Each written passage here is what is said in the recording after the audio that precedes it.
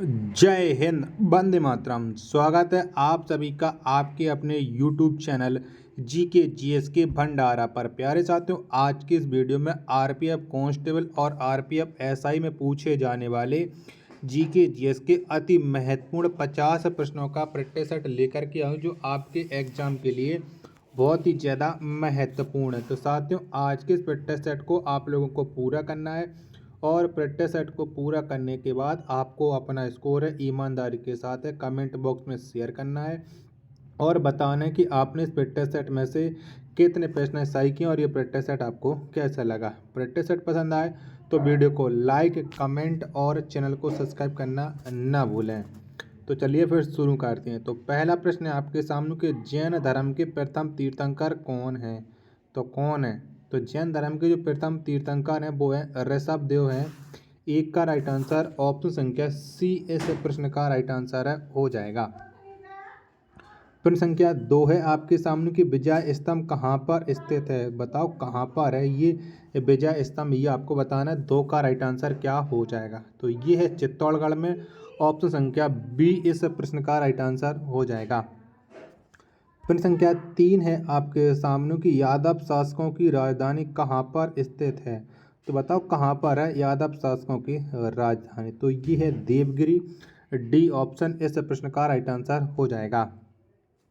प्रश्न संख्या 4 है आपके सामने कि वृक्षों की आयु किस प्रकार ज्ञात की जाती है। तो बताओ कौन से तरीके से हम वृक्षों की आयु को ज्ञात करते हैं। तो वार्षिक वलय से वृक्षों की आयु ज्ञात की जाती है। ऑप्शन संख्या ए इस प्रश्न का राइट आंसर है हो जाएगा। प्रश्न संख्या 5 है आपके सामने केरल के तट को किस नाम से जाना जाता है। बताओ कौन से नाम से जाना जाता है केरल के तट को। तो मालाबार तट के नाम से जाना जाता है। ऑप्शन संख्या बी इस प्रश्न का राइट आंसर हो जाएगा। अगला प्रश्न संख्या 6 है आपके सामने कि उत्तर रामचरित के लेखक कौन हैं। तो बताओ कौन है। तो इसके जो लेखक हैं वो हैं भावभूति। 6 का राइट आंसर ऑप्शन संख्या डी इस प्रश्न का राइट आंसर है हो जाएगा। प्रश्न संख्या 7 है आपके सामने कि चरक किसके दरबार में रहते थे। बताओ किसके दरबार में रहते थे। तो चरक ये कनिष्क के दरबार में रहते थे। 7 का राइट आंसर ऑप्शन संख्या डी इस प्रश्न का राइट आंसर है हो जाएगा। प्रश्न संख्या 8 है आपके सामने कि इसरो द्वारा छोड़ा गया प्रथम उपग्रह कौन है। तो बताओ कौन सा है। तो उपग्रह ये था आर्यभट्ट जो इसरो के द्वारा पहला था छोड़ा गया था।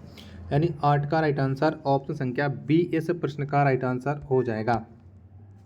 प्रश्न संख्या 9 है आपके सामने कि महात्मा गांधी को बंदी बनाने के बाद नमक सत्याग्रह का नेतृत्व किसने किया। बताओ किसने किया था। तो महात्मा गांधी को बंधक बनाने के बाद जो नमक सत्याग्रह था इसका नेतृत्व किया था अब्बास तैयब जी ने। 9 का राइट आंसर ऑप्शन संख्या सी इस प्रश्न का राइट आंसर है हो जाएगा। चलिए अगला प्रश्न है आपके सामने। प्रश्न संख्या है 10 कि कांग्रेस के किस अधिवेशन में पहली बार पूर्ण स्वराज की मांग की गई। तो बताओ ये कौन से अधिवेशन में की गई थी, ये आप लोगों को बताना है। तो ये मांग की गई थी लाहौर अधिवेशन में। कहाँ पर? लाहौर अधिवेशन में। ऑप्शन संख्या सी इस प्रश्न का राइट आंसर हो जाएगा। अगला प्रश्न संख्या 11 है आपके सामने कि मानव द्वीप कहाँ पर स्थित है। तो बताओ कहाँ पर है। तो मानव द्वीप ये है आयरलैंड एवं इंग्लैंड के मध्य में स्थित है। 11 का राइट आंसर ऑप्शन संख्या बी इस प्रश्न का राइट आंसर हो जाएगा। प्रश्न संख्या 12 है आपके सामने कि अंतिम मुगल शासक कौन था। तो कौन थे अंतिम मुगल शासक। तो बहादुर शाह जफर ये अंतिम मुगल शासक था। 12 का राइट आंसर ऑप्शन संख्या सी इस प्रश्न का राइट आंसर है हो जाएगा। प्रश्न संख्या 13 है आपके सामने कि ब्लड को स्कंदन में महत्वपूर्ण भूमिका किसकी है। बताओ किसकी होती है। तो ब्लड के स्कंदन में जो महत्वपूर्ण भूमिका होती है वो होती है ब्लड प्लेलिस्ट की। अब आपके सामने 2 ऑप्शन और मैं दिखा देता हूँ। तो बाकी के 2 ऑप्शन ये रहा। तो ब्लड प्लेटलेट्स कौन में थी। तो ये ऑप्शन संख्या सी इस प्रश्न का राइट आंसर है हो जाएगा। प्रश्न संख्या 14 आपके सामने कि सांची का महान स्तूप कहाँ पर स्थित है। तो बताओ कहाँ पर है। तो सांची का जो महान स्तूप है ये स्थित है मध्य प्रदेश में। 14 का राइट आंसर ऑप्शन संख्या डी इस प्रश्न का राइट आंसर है हो जाएगा। प्रश्न संख्या 15 है आपके सामने कि किस पैमाने पर फ़ारेनहाइट एवं सेल्सियस का पाठ्यांक एक समान होता है, तो बताओ कितने डिग्री सेल्सियस पर होता है? तो ये होता है -40 डिग्री पर। ऑप्शन संख्या बी इस प्रश्न का राइट आंसर है, हो जाएगा। प्रश्न संख्या 16 है आपके सामने कि ओबरा किसके लिए प्रसिद्ध है? तो बताओ किसके लिए प्रसिद्ध है ओबरा? तो ये प्रसिद्ध है विद्युत ताप के लिए। 16 का आंसर ऑप्शन संख्या बी इस प्रश्न का राइट आंसर है, हो जाएगा। 17वां प्रश्न है आपके सामने कि महात्मा गांधी किस गोलमेज सम्मेलन में कांग्रेस का प्रतिनिधित्व किया था? तो बताओ कौन से गोलमेज सम्मेलन में भाग लिया था गांधी जी ने? तो गांधी जी ने द्वितीय गोलमेज सम्मेलन में कांग्रेस का प्रतिनिधित्व किया था, यानी 17 का आंसर बी हो जाएगा इस प्रश्न का राइट आंसर। प्रश्न संख्या 18 है आपके सामने कि नालंदा विश्वविद्यालय की स्थापना किसने किया था? तो बताओ किसने की थी नालंदा विश्वविद्यालय की स्थापना? तो कुमार गुप्त ने नालंदा विश्वविद्यालय की स्थापना की थी, यानी 18 का राइट आंसर हो जाएगा। ऑप्शन संख्या डी इस प्रश्न का राइट आंसर हो जाएगा। प्रश्न संख्या 19 से आपके सामने कि फाजिस्म के जन्मदाता कौन है? तो बताओ इसके जन्मदाता। तो फाजिस्म के इसके जो जन्मदाता हैं वो है मुसोलिनी, यानी 19 का राइट आंसर हो जाएगा। ऑप्शन संख्या सी इस प्रश्न का राइट आंसर। प्रश्न संख्या 20 है आपके सामने कि राज्यसभा की सदस्यता प्राप्त करने के लिए न्यूनतम आयु कितनी उम्र होनी चाहिए? तो राज्यसभा का सदस्य बनाने के लिए कितनी उम्र होती है? तो उम्र होती है 30 वर्ष। ऑप्शन संख्या सी इस प्रश्न का राइट आंसर हो जाएगा। प्रश्न संख्या 21 है आपके सामने कि भारतीय गणराज्य में वास्तविक कार्यकारी शक्तियाँ किसको प्राप्त हैं? तो किससे प्राप्त हैं? तो ये जो वास्तविक कार्यकारी शक्तियाँ हैं वो मंत्रिपरिषद को प्राप्त हैं।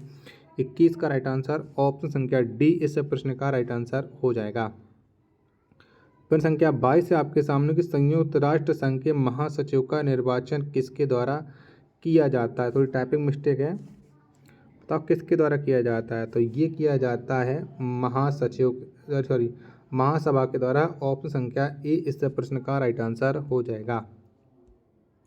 प्रश्न संख्या 23 है आपके सामने कि भारतीय सिविल सेवा में चुने गए प्रथम भारतीय कौन थे? तो बताओ कौन थे? तो भारतीय सिविल सेवा में चुने गए जो प्रथम भारतीय थे वो थे सत्येंद्र नाथ टैगोर। ऑप्शन संख्या सी इस प्रश्न का राइट आंसर हो जाएगा। प्रश्न संख्या 24 है आपके सामने कि लोहागढ़ दुर्ग का निर्माण किसने करवाया था? तो बताओ किसने करवाया था?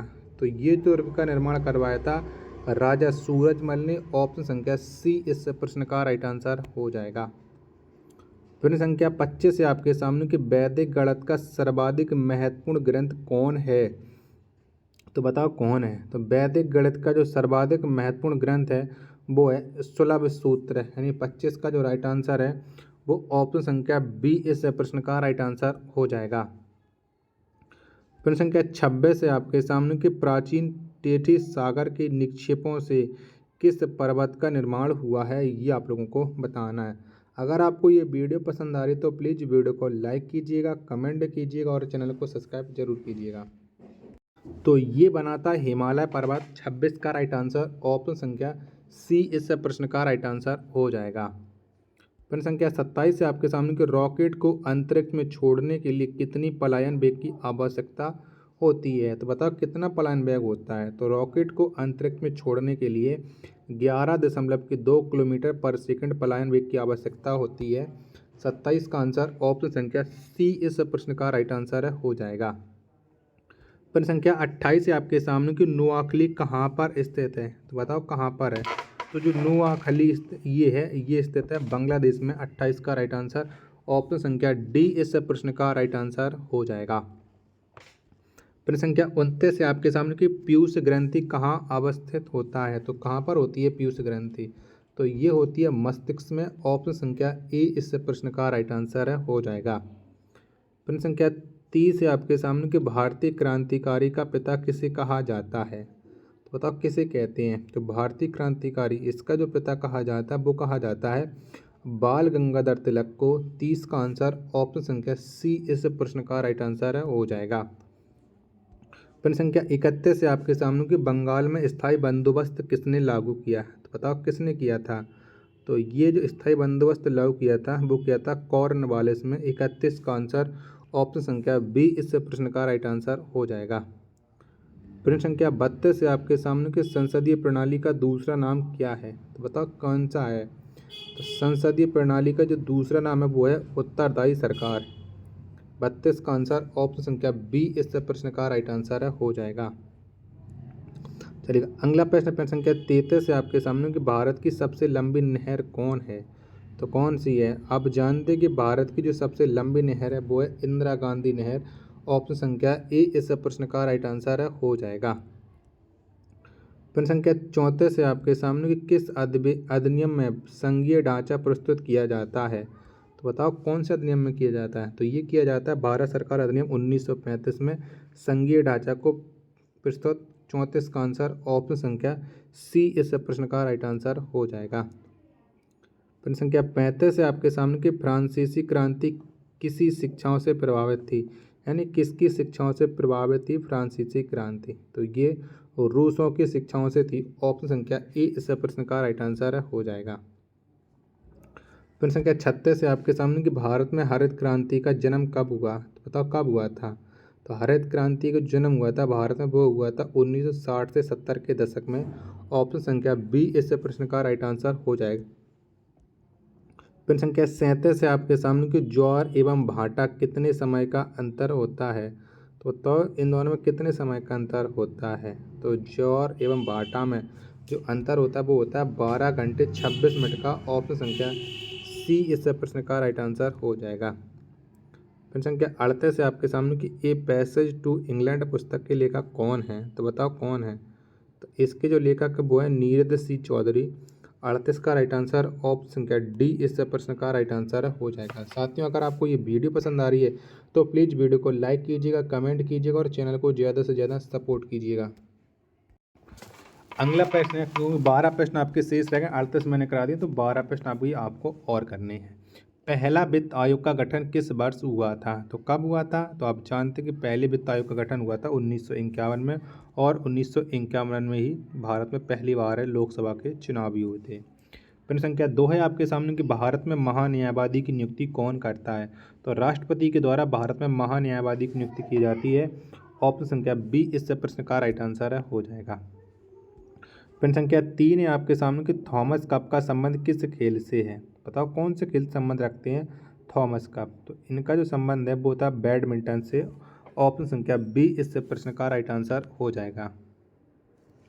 प्रश्न संख्या 4 है आपके सामने कि म्यांमार की मुद्रा क्या है, तो बताओ कौन सी है।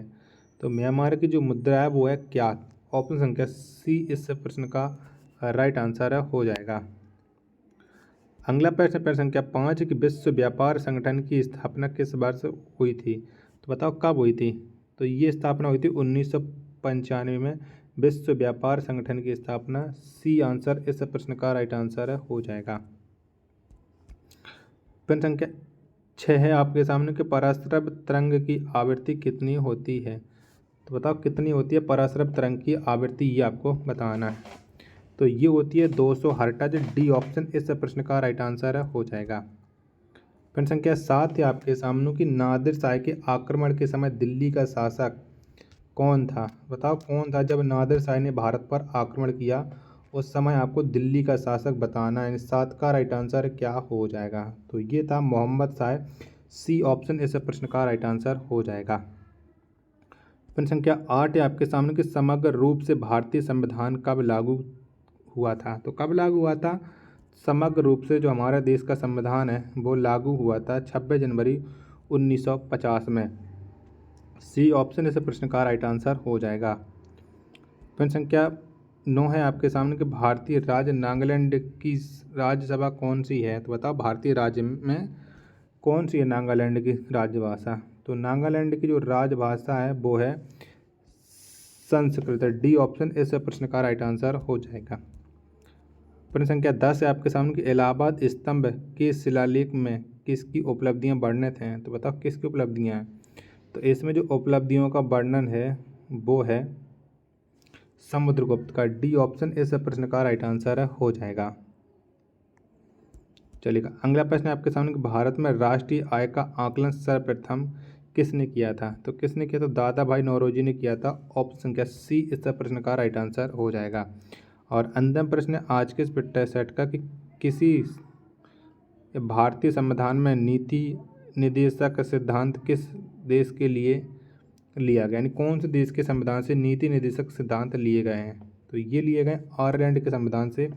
बी ऑप्शन इस प्रश्न का राइट आंसर हो जाएगा। तो साथियों, अगर आपको ये वीडियो पसंद आ रही तो प्लीज़ वीडियो को लाइक कीजिएगा, कमेंट कीजिए और चैनल को सब्सक्राइब करना ना भूलें। मिलता है नेक्स्ट वीडियो में, तब तक के लिए धन्यवाद। जय हिंद।